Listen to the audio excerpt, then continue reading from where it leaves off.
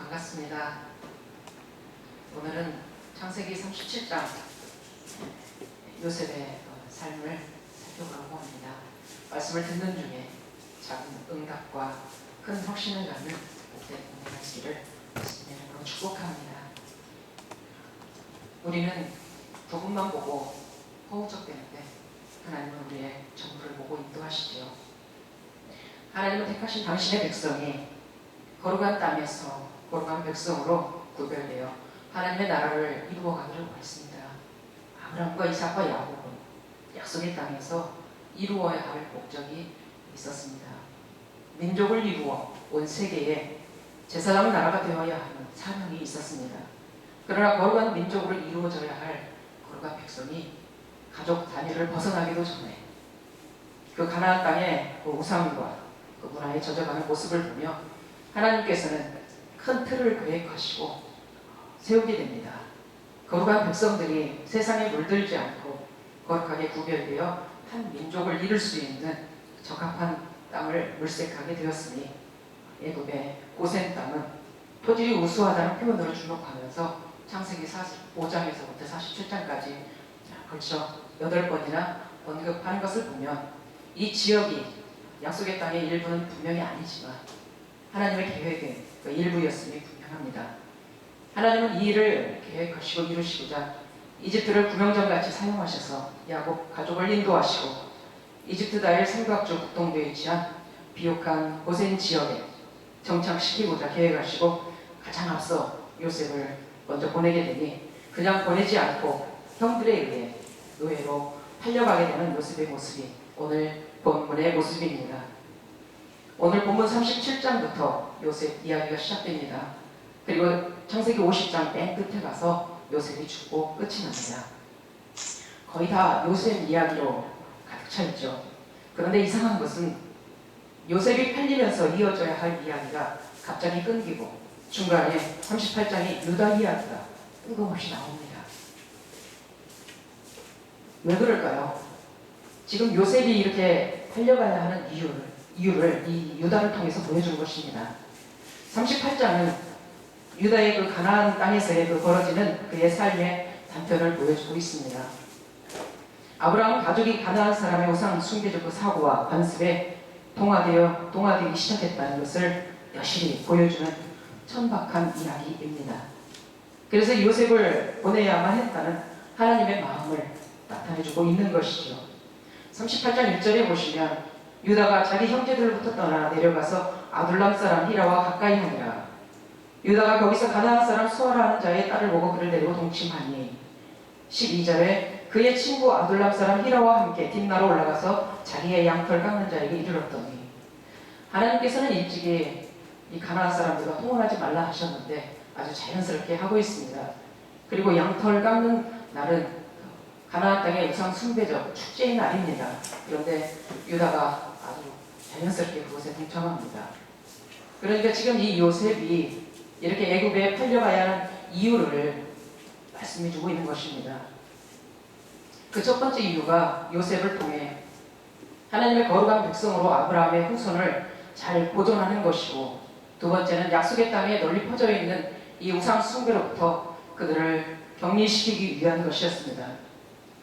지금 요셉이 이런 이유로 애굽에 내려가는데 이것이 나중에 430년 후에 이스라엘 백성들이 출애굽하는 이유도 보면 이 가나안 땅에 죄가 가득 차서 이제 이스라엘 백성들을 출애굽을 시킨다라고 하나님께서 말씀하십니다.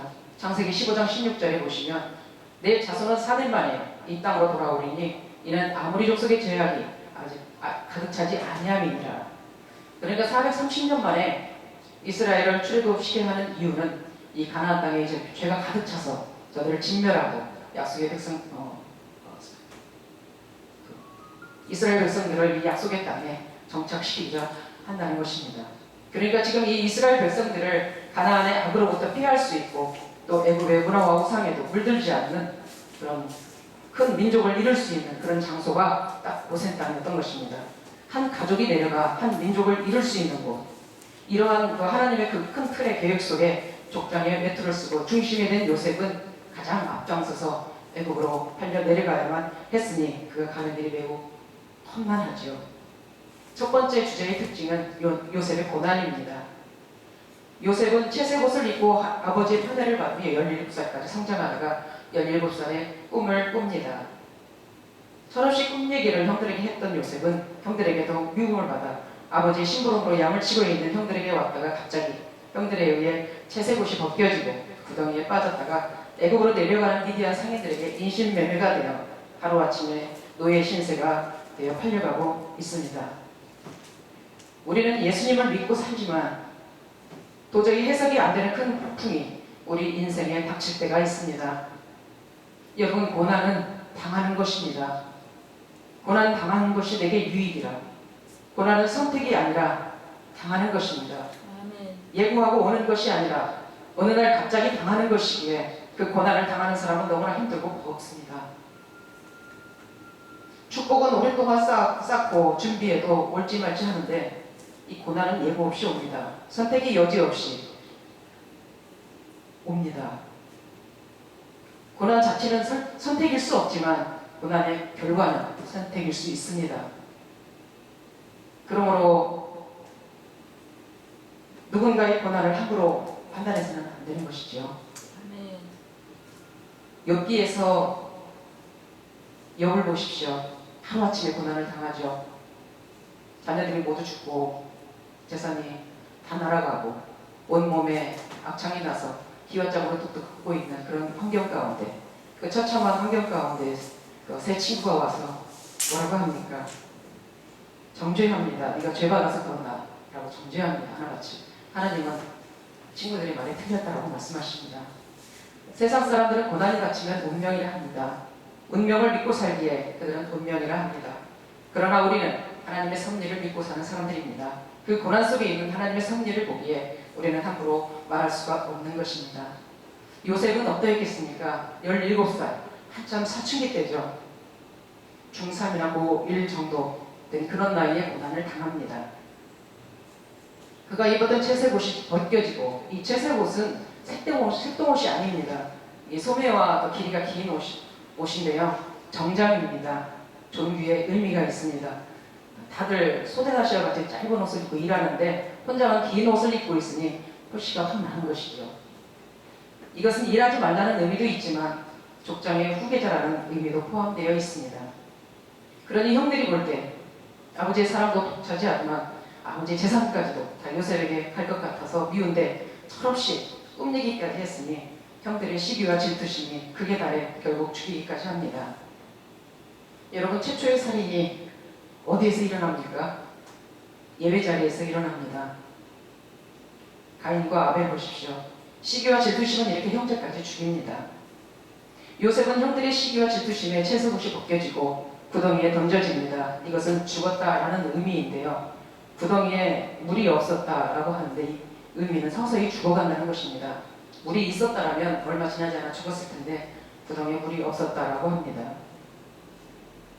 요셉이 죽었다라는 표현을 창세기 저자는 그가 소리 한번 지르지 않은 것으로 암묵적으로 표현하고 있습니다.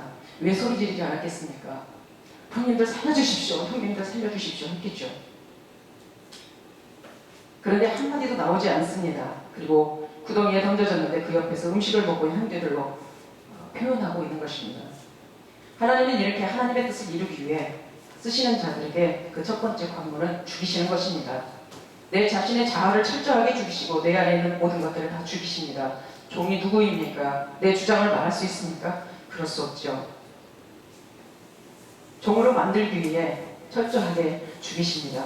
모세를 보십시오. 모세는 애굽의 학문과 의회를 다 배워 말과 행사가 능하더라 했던 그를 광야 40년 동안 철저하게 죽여놓으니 바보가 돼서 나중에 하나님께서 너는 애굽으로 가서 내 백성 이스라엘을 인도하여 내라 할 때 모세가 뭐라고 합니까? 저는 못합니다. 저는 아닙니다. 보낼 만한 자는 보내소서. 내가 누군데 바로에게 갑니까? 나는 말도 잘 할 줄 모릅니다. 주여 보낼 만한 자를 보내소서. 그럽니다. 그러한 모세를 이렇게 바보 만들어서 하나님은 쓰십니다. 물 부어라, 티끌 날려라, 지팡이 던져라, 지팡이 집어라 하시면서 쓰십니다. 이 요셉의 고난을 통해 우리가 첫 번째 깨닫는 것은 나를 죽이는 것, 온전한 순종의 요구입니다. 두 번째, 요셉의 고난을 통해 우리가 깨닫는 것은 무엇입니까? 17살의 나이에 닥친 이 고난이 요셉에게는 얼마나 버거웠겠습니까? 채색 옷을 입고 아버지의 사랑을 독차지하며 살다가 하루아침에 노예가 되어 노예의 옷을 입고 애국으로 끌려가고 있는 그 신세가 얼마나 처량하고 황당했겠습니까? 패닉 상태였겠죠. 애굽에 도착하니 그 위대한 사람들이 요셉을 바로의 신하 친위대장 보디발에게 팝니다. 은 20에 살다가 한참 젊으니 아마 몇 배로 더 받고 팔았겠지요. 그러나 요셉은 그곳에서 종의 일을 성실하게 하니 그 주인이 그를 가정 총무로 삼고 집안일과 재산을 모두 요셉에게 맡겨 관리하게 합니다. 세상의 눈으로 보면 바로의 신하의 노예로 팔려갔다는 것은 끔찍한 저주이지만 하나님의 눈으로 보면 섭리의 시작인 것입니다. 총리로 직행할 수 있는, 꿈을 이룰 수 있는 지름길인 것이죠. 요셉은 이 많은 고난을 당하면서도 그의 반응이 무엇이었습니까? 그런 한마디도 원망하지 않는다는 것입니다. 우리는 조금만 환경만 어려워도 얼마나 원망합니까? 나라 탓하고 조상 탓하고 대통령 탓하고 부모 탓합니다. 그런데 요셉은 이렇게 어렵고 힘든데도 한 번도 하나님을 원망하지 않습니다. 그리고 자기를 힘들게 했던 형들도 미워하지 않습니다. 더군다나 그 주인의 여자가 날마다 유혹합니다. 요셉의 옷을 잡고 가정 총무로 입고 있는 그의 옷을 잡고 유혹하니 그 옷을 그 여인의 손에 버려두고 도망갑니다. 그로 인해 죄수가 되어 죄인의 옷을 입고 감옥에 갇혀 있을 때도 그는 단 한 번도 하나님을 원망하지 않습니다. 이것은 굉장히 중요합니다. 어떠한 환경에서도 우리는 원망하지 말아야 합니다. 출애굽한 1세대 이스라엘 백성들이 광야에서 왜 다 죽었습니까? 하나님을 원망하다가 다 죽었습니다. 우리는 고난을 당하면 너무나 힘들지요. 정말 너무나 힘들면 원망이 저절로 나옵니다. 그런데 우리가 원망할 수 없는 이유가 무엇입니까? 우리가 말할 수 없는 이유가 무엇입니까? 우리 가는 길이 때로는 버겁고 힘들어서 왜 이 길을 가야 하는지 뭐라 말하고 싶지만 그냥 가야 하는 이유가 무엇입니까? 우리 주님도 법정에서 아무 말이 없었기에 말할 수 없는 것입니다. 욥이 하루아침에 고난을 당할 때 욥은 어떠했습니까? 끝까지 그 입술을 지키고 하나님을 원망하지 않습니다. 그의 아내까지 나서서 욥에게 그럽니다. 하나님을 원망하고 죽으라고. 그런데도 욥은 한 번도 하나님을 원망하지 않습니다. 우리가 요셉의 고난을 통해서 우리가 깨닫는 것 두 번째는 원망하지 않는 것입니다. 아멘. 원망하지 말아야 하는 것입니다. 요셉은 이 모든 고난 가운데서도 그가 견딜 수 있었고 이길 수 있었던 것은 그는 꿈을 꾸었기 때문입니다. 요셉의 특징 두 번째는 요셉은 꿈을 꾸었고 그는 꿈을 먹고 자란 사람입니다. 하나님은 우리에게 꿈을 주십니다. 비전을 주시지요. 어떤 사람은 꿈으로 주시고 어떤 사람은 말씀으로 주시고 어떤 사람은 음성으로 주십니다. 하나님은 하나님의 꿈을 우리에게 심어주시고 우리를 인도하십니다. 요셉의 스토리는 꿈의 스토리입니다. 요셉은 17살에 꿈을 꾸었죠. 꿈이 너무나 큰 꿈이었고 현실과는 결코 맞지 않는 꿈이었습니다. 5절에서 7절에 보면 그 요셉이 꾼 꿈이 무엇입니까? 우리가 밭에서 곡식을 묶었는데 내 단은 일어서고 형들의 단이 내 단을 둘러서서 절을 했다는 것입니다. 이것은 상식에 맞지 않는 말이고 들어서 이해할 수 없는 이야기입니다.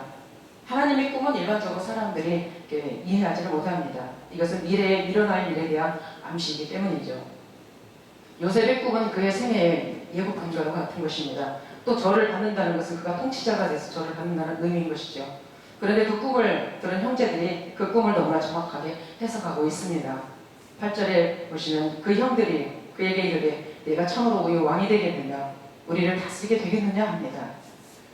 나중에 요셉은 애굽의 국무총리가 되었는데 사실은 바로 왕보다 또 더 실세를 가지고 다스렸죠. 바로 왕의 우편에 앉아서 다스렸던 것이죠. 그런데 이번에는 더 놀라운 꿈을 꿉니다. 꿈이 반복되죠. 9절에 보시면 해와 달과 열한 별이 내게 절했다 합니다. 그런데 이번에는 아버지가 책망합니다. 도대체 네가 꾼 꿈이 무엇이냐? 이 꿈을 보니까 네가 왕이 되는 꿈이고 네가 다스리는 꿈인데 네가 정말 그럴 수 있겠느냐 합니다. 그런데 야곱이 이 아들들 앞에서 책망하면서도 너무 좋아합니다. 그리고 너무 놀라워해요. 그 꿈을 간직해 두었더라입니다. 왜냐하면 야곱이 자기가 형 에서에게서 장자권을 빼앗고 아버지의 이삭에게 축복기도 받았을 때 그 축복해 주신 말과 똑같은 것입니다. 창세기 27장 29절에 보시면 만민이 너를 섬기고 결국이 내게 굴복하리니 내가 형제들이 주가 되고 내 어머니 아들들이 내게 굴복하며. 아버지 이삭이 빌어준 이 축복의 언어가 요셉에게서 나타난 거죠. 더 놀라운 것은 야곱이 바단 아람에서 돌아와 베델에서 하나님으로부터 들은 왕들이 내 허리에서 나오리라. 창세기 35장 11절. 또 더 놀라운 것은 창세기 17장 6절에 아브라함에게도 말씀하셨죠. 왕들이 내게서 나오리라. 왕들이 나오는 꿈. 야곱이 자기 생일 가운데서는 일어나지 않았는데 지금 자기 아들이 꿈을 꾸는 것입니다. 자기에게도 이루어지지 않았는데 요셉이 지금 이야기를 하고 있는 것입니다. 그러니까 너무 놀라워서 마음에 부었더라 합니다. 이 꿈이 왜 그렇게 놀라운 것일까요?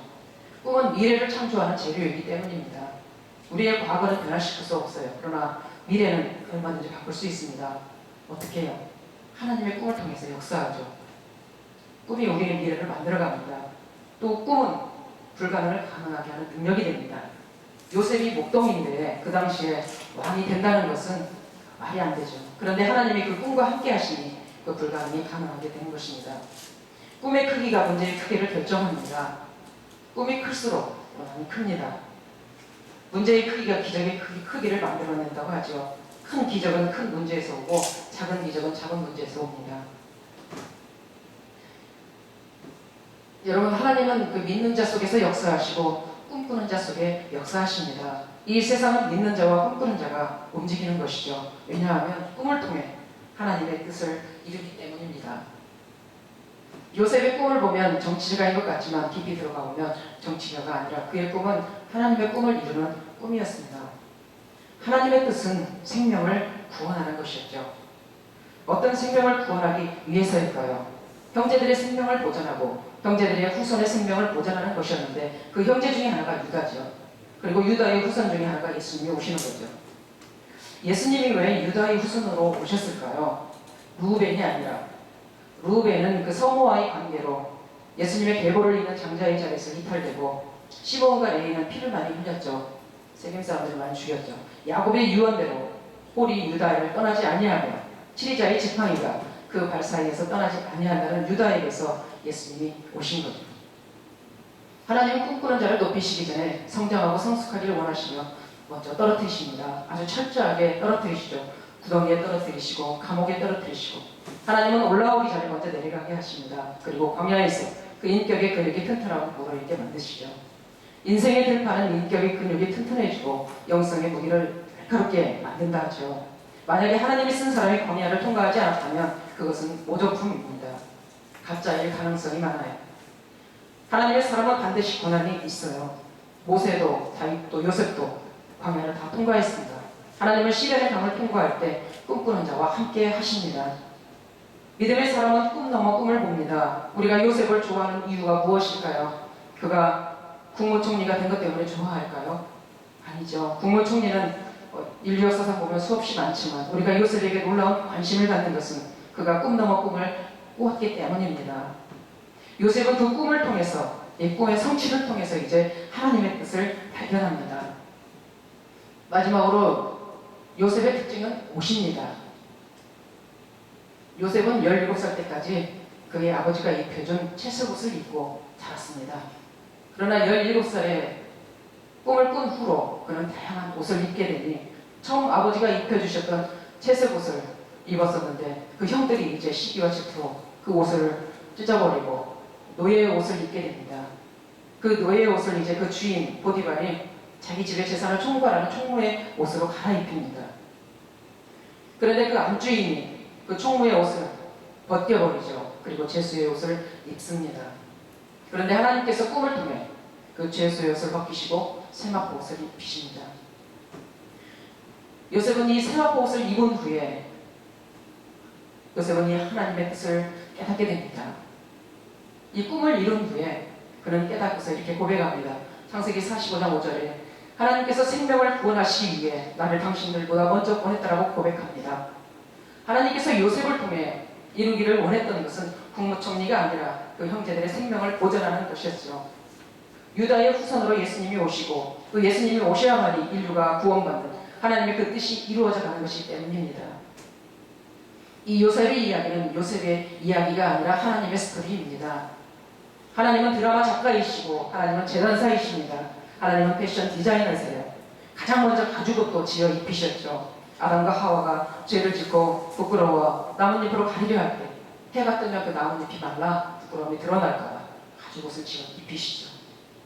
꿈을 이루는 요셉의 그 소품은 옷입니다. 옷은 요셉의 일생을 잘 요약해 줄 수 있는 표징이지요. 창세기 마지막 장은 요셉의 수의를 입고 끝이 납니다. 여러분은 지금 어떤 옷을 입고 계십니까? 고난의 옷을 입고 계십니까? 아니면 세상의 노예가 되어 노예의 옷을 입고 계십니까? 아니면 죄인의 옷을 입고 계십니까? 아니면 예수님의 예수 그리스도의 의의 옷을 입고 계십니까? 하나님은 지금도 여러분의 삶을 재단하시고 여러분의 옷을 디자인하고 계십니다. 왜일까요? 여러분을 통해 하나님의 뜻이 이루어져 가기 때문입니다. 여러분은 하나님의 기대입니다. 요셉과 같이 고난의 옷을 속히 벗어버리고 예수님께서 입혀주시는 의의 옷을 입고 꿈을 이루시는 복된 은혜가 저와 여러분 모두에게 있기를 예수님의 이름으로 축복합니다. 아멘. 요셉이